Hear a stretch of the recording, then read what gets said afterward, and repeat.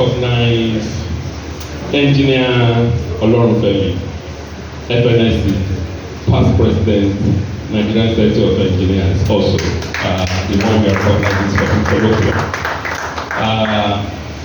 By the way, by recognizing the president, I also recognize the chairman of Apapa branch of NSC that represented the president. All past presidents are recognized, and I recognize the chairman of NSC, Ikeja branch. We are always in touch for one thing or the other. Recognition to all the past chairmen of Ikeja branch and all our elders in engineering society. And I'm not less to recognize the panel of discussants, all the members that constitute the panel. We're going to have a blast day today during that session. Ladies and gentlemen, also, I recognize each and every one of us. Standing on all existing protocol, we will just go straight to our lecture today, or discussion really. But I will just provide an overview from which the panel of discussants can take a cue from. Strategic events and engineering capacity development. If you look at that topic very well, you will see that cadence appear there, capacity development appear there. We talk about growth and also sustainability. Everybody will be concerned if a child is born and the child refuses to grow, or if the child has a stunted growth, not growing the way the child should grow. It will be of particular concern to the parents, and eventually the whole family will get to know. The community also will get to know, and probably all their village people will also get to know. And you will see a lot of discussion will be coming. What can you do to make sure that the growth is back on the track? A lot of discussions, a lot of contributions, suggestions will come, some good, some bad. So it's left for the parents to determine what they would like to do. Sometimes it may be good to go to a medical doctor, dietitian, the people that are well versed in such area to seek advice from them. So also, the growth of Nigeria generally, and also engineering, has been stunted for a long while. We all agree we're supposed to be more than where we are today. And it's also of particular concern to we engineers, which is the bedrock of actually development, especially industrial development. So this topic is very hard. Contributing to this recovery of the child that has a stunted growth. This is also an approach to redirect the parent so that the child can start growing the expected way. So let's first talk about industries, which is our focus. We want to focus on industry and the growth of the industry. Then we'll now talk about sustaining the growth. If there is no growth, there is nothing really to sustain. Then we will reverse back to check what are the things that we can do to make us grow and to make us sustain those growth, especially industrial-wise. This paper is applicable to anything in life, but we've reformatted it for the industrial growth.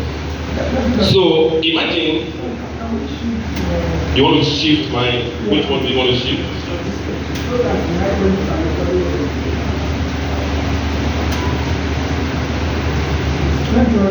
All right, thank you very much, sir.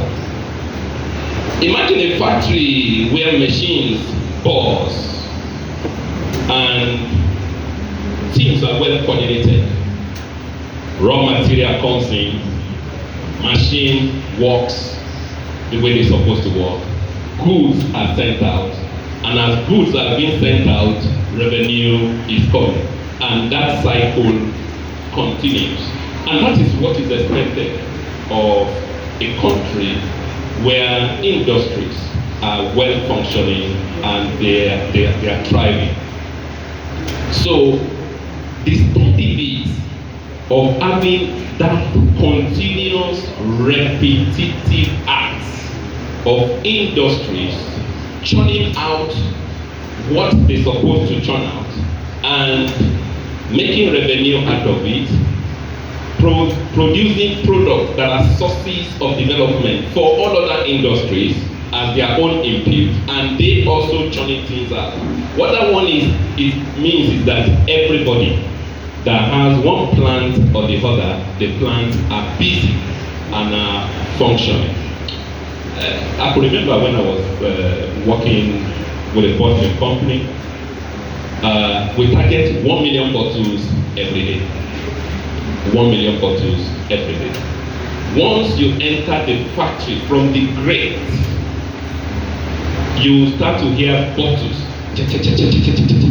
Once we start to hear that, we know that production is on. And it will be like that till 6 o'clock. Non-stop.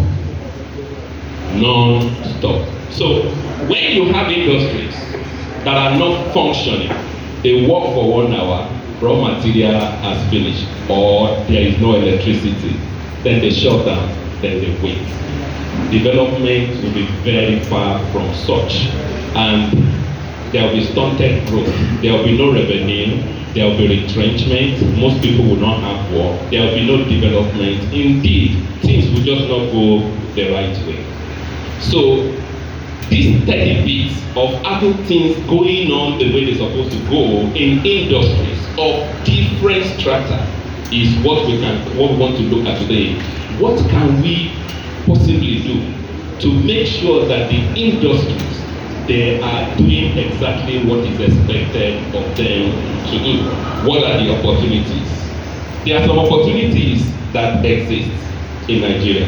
So most of the information I'm going to give us, the information came from Manufacturers Association of Nigeria. Some of them came from CEIC. They are Global Custodian for Financial Industrial Data. So they are all verified data.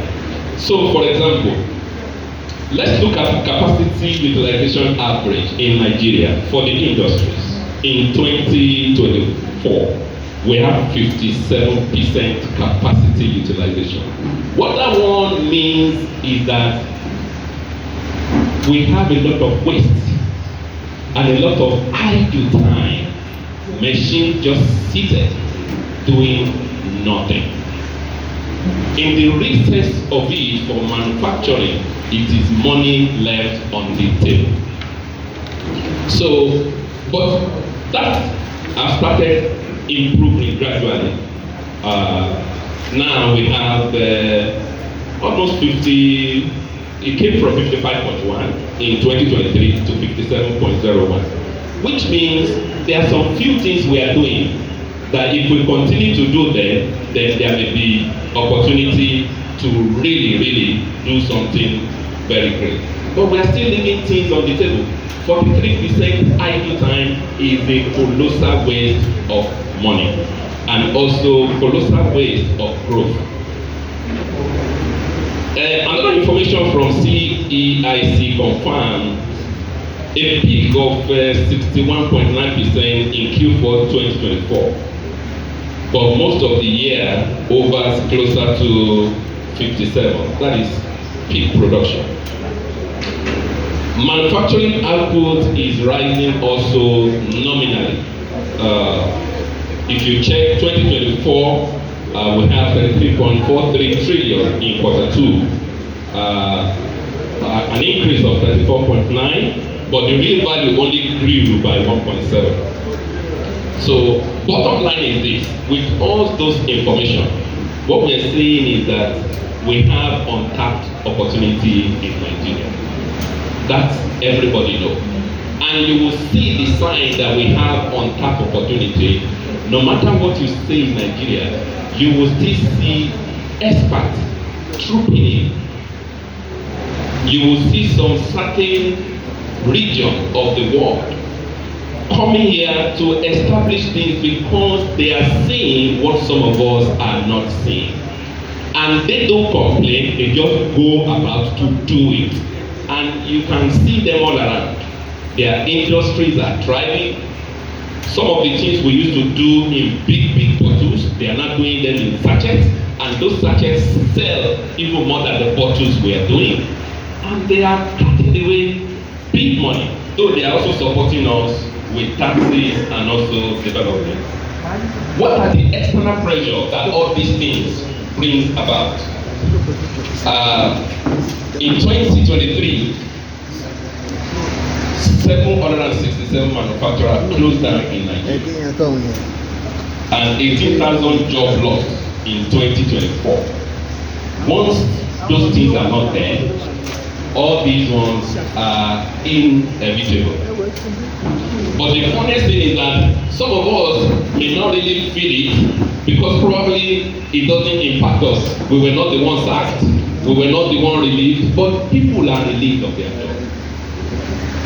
Those ones, they feel the impact.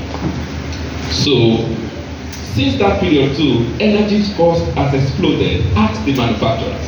And there are some manufacturing processes. If you happen to stop in the middle of the process, you've lost that batch completely. All the batch will become wasted.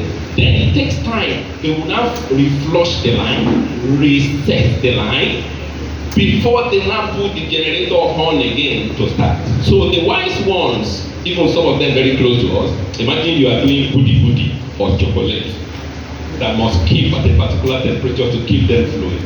Once the production line stops, now you even have problems to clear now.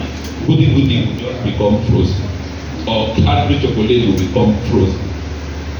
So all those things made some of them to make the decision. Once production is about to start, you go on generator straight away, and you use generator from the beginning to the end, which contributed to exploded energy cost. And definitely they will put that cost on top of the product.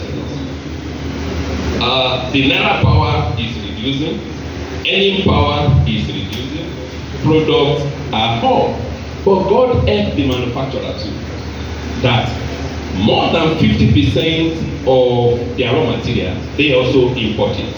You see some of them ran away because there is no way. It will always come out negative.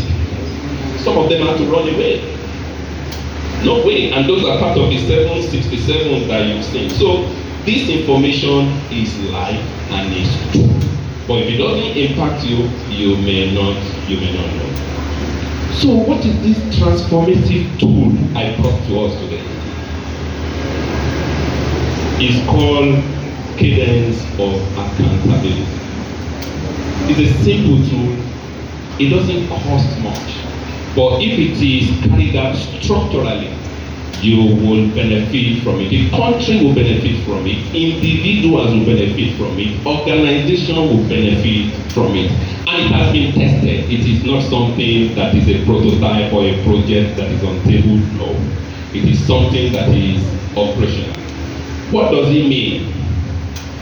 Cadence of accountability is just a rhythm of meetings which also have a repetitive frequency, that when you establish it very well and you follow all the protocol, you will derive all benefits from it, you too focusing on wildly important goals. Not everything we do is important. Some of the things we do, they are just transactional.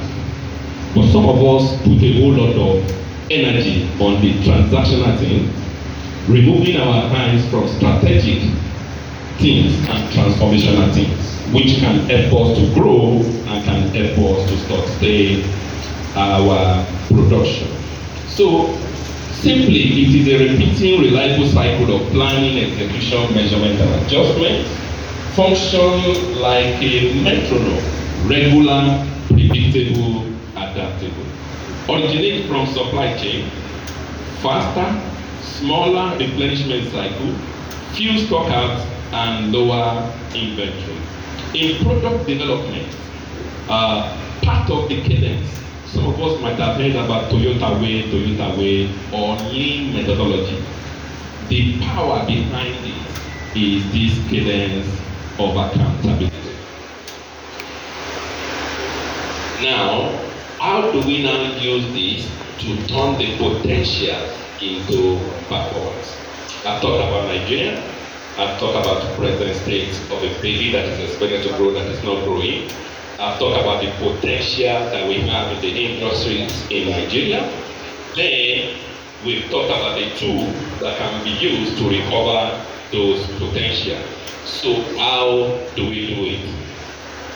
Quickly, I'll take a small detour to talk about capacity development.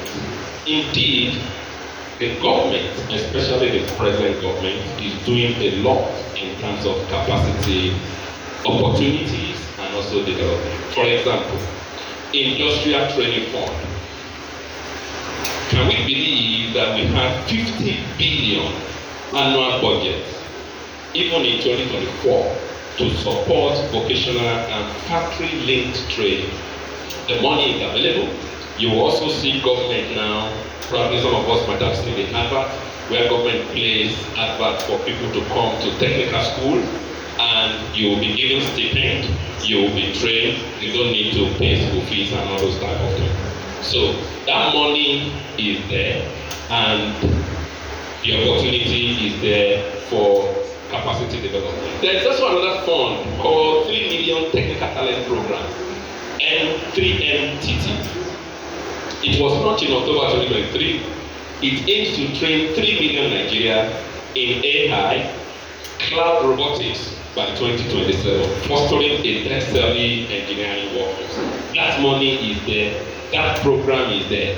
So you will see that I'm not qualifying the program. I'm just saying the money is there, the program is there. The money is there, the program is there. So where cadence will help in this, when we get to the chapter of how this can be done, you can use cadence methodology to really monitor the money, see that the objective that we set for ourselves in all these areas of capacity development are followed and they are achieved.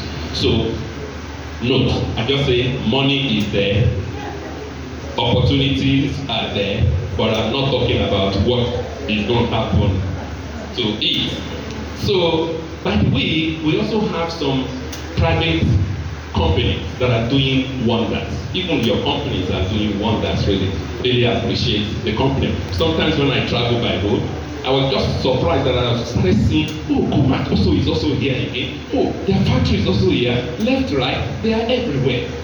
So, even on channel. So, companies are really doing something. So also the Lagos Calabar Coastal Road, the Lekki Deep Sea Port, the NLNG Train 7 project, this development lower constraints and support industrial logistic research. There is no gainsaying. Those projects are very, very good.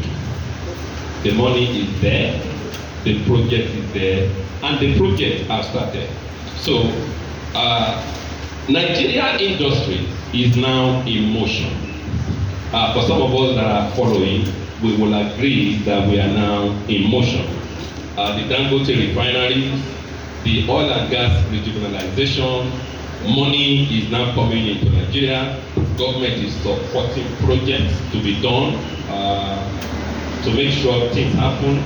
African Development Bank is also supporting by pledging a whole lot of money for Nigeria.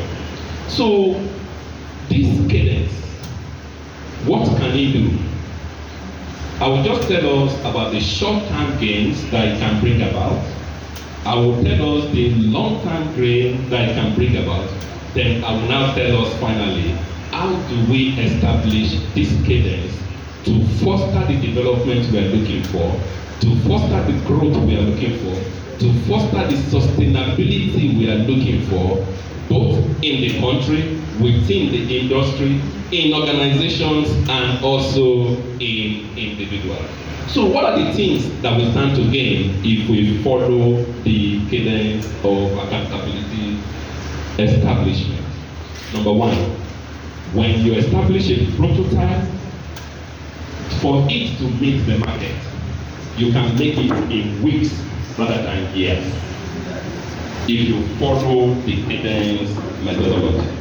And for those people, especially those people in academia, they will understand that one, that when you incubate something, if you cadence what you incubate, it is going to develop and arrive where you desire for it to arrive earlier than planned if you have chosen do nothing option.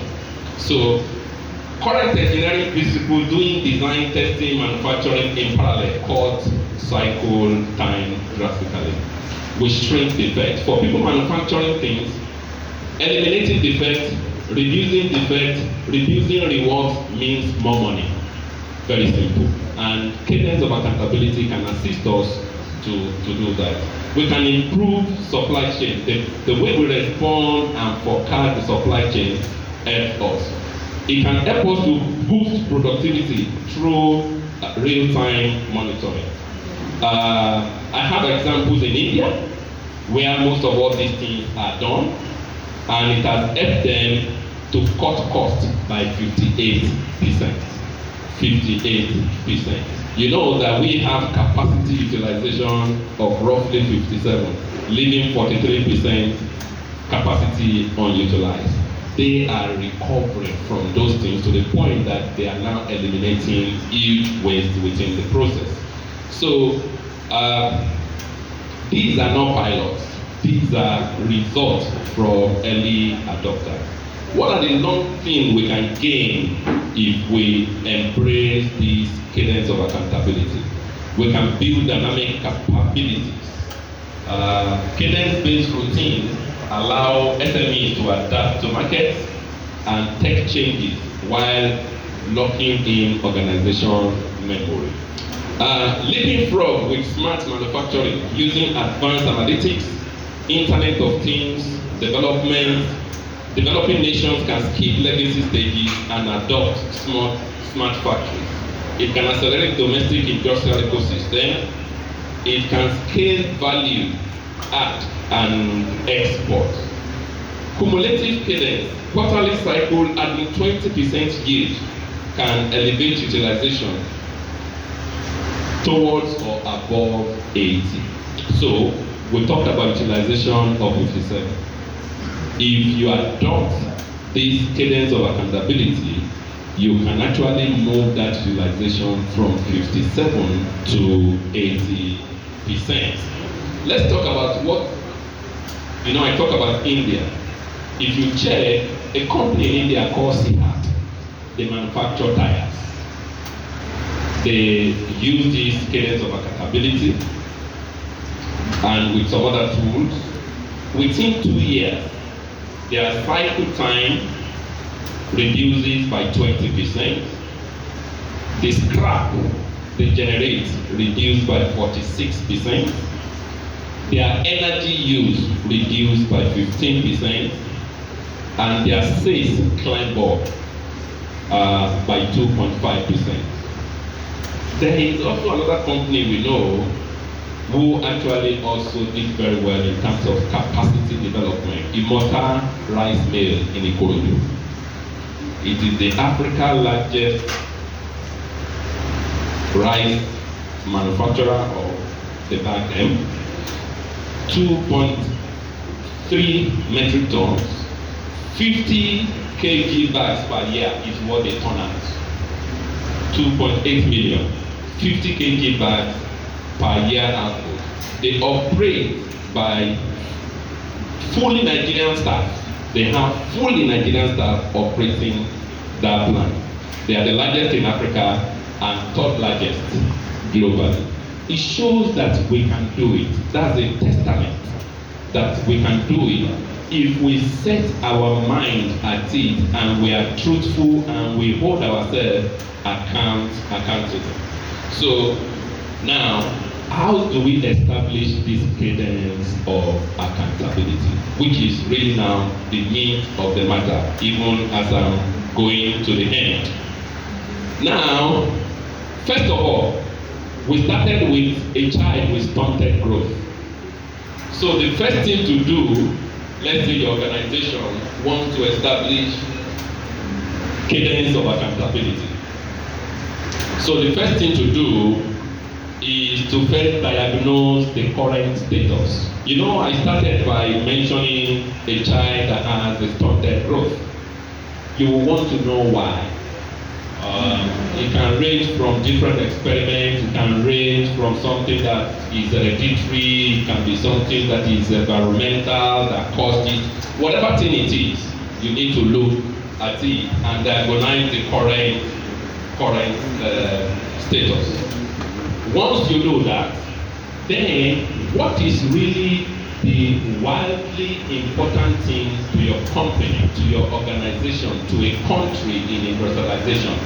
What are the things that if you push it a little bit, the company will go very far? If you just push it a little bit, the company will go very far.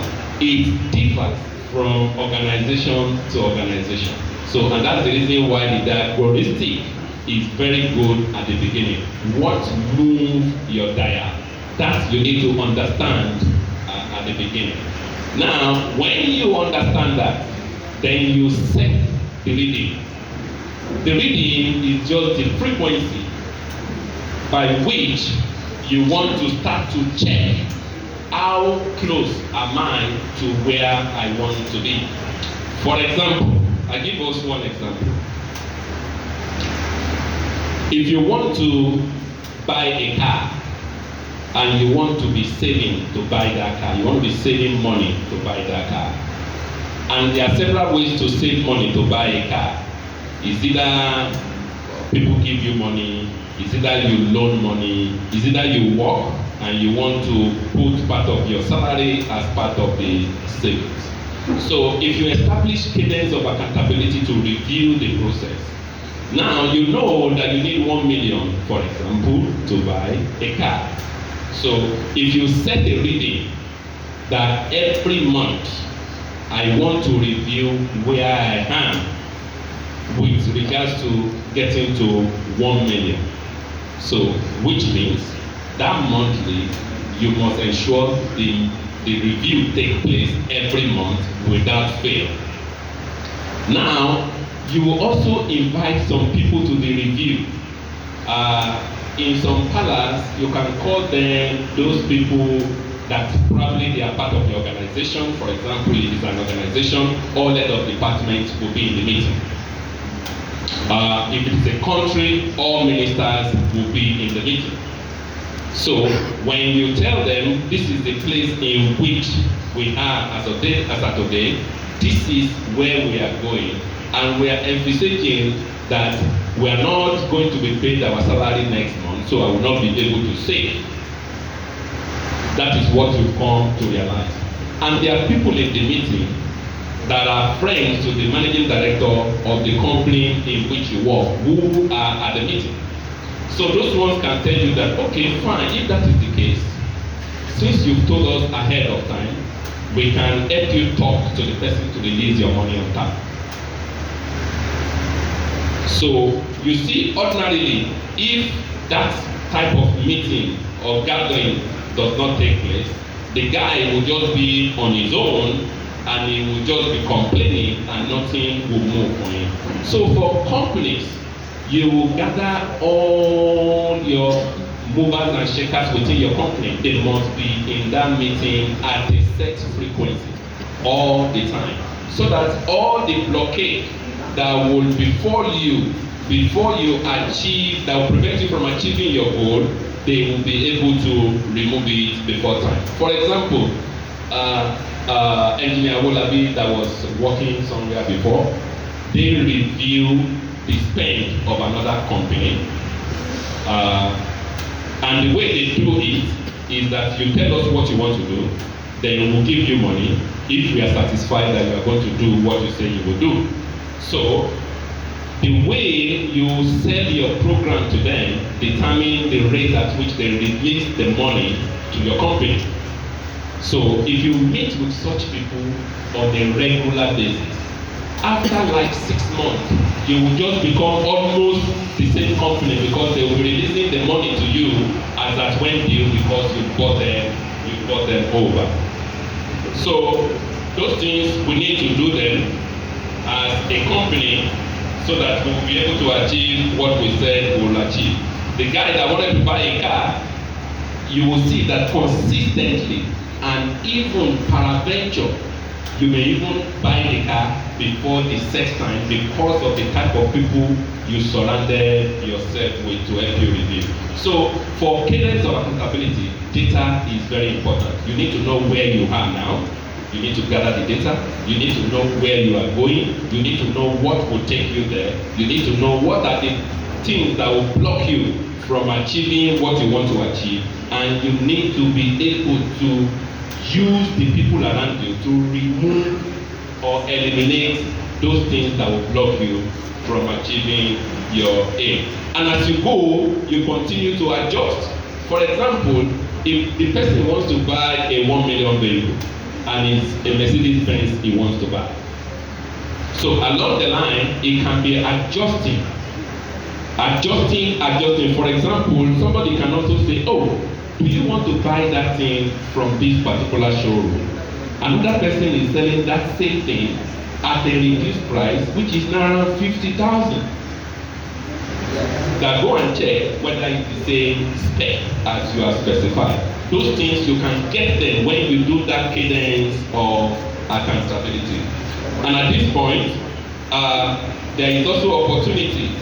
As you grow in it, you will start to develop skills, capacity within the industry. I'm also very happy to tell you, for this regime of Nigerian Society of Engineers, which started almost like 2 years ago, the cadence of accountability was established to ensure that the strategic objective of this regime is achieved before the expiration of 2 years. So the cadence of accountability was established, and every quarter, all the committees that can move things for the society will carry out cadence of accountability once every quarter with all the chairmen of the committees. And it has been a very rewarding exercise. You will also see that in the midst of everything, the NSC of today is actually far, far different from NSC of 2 years ago.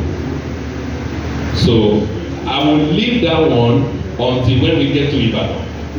I encourage all of you to attend the conference where there will be still worship for the last 2 months. Then you will see in real data the contribution of cadence of accountability to the advancement and rebirthing of Nigerian engineering in this regime.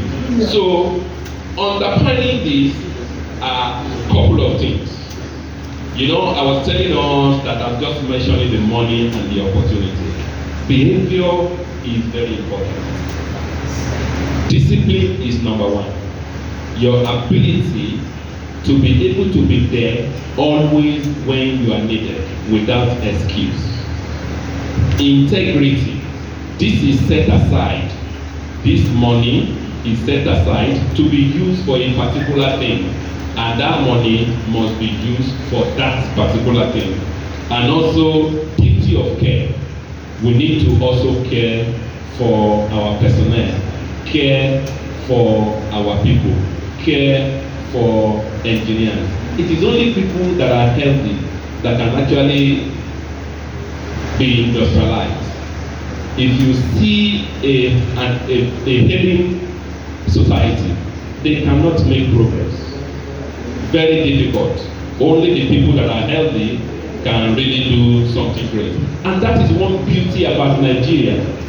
If you see most developed countries, the people that are of age they refuse to die because their life expectancy is very, very high.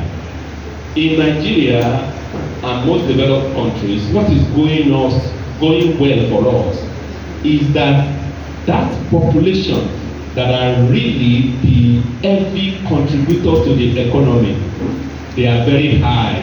That percentage is very high. In Nigeria, the youth has if you check the data, you will see our youth just between 18, 19 up to 45. That is where we have the highest number of population in Nigeria. And those are the people that can move things for the country.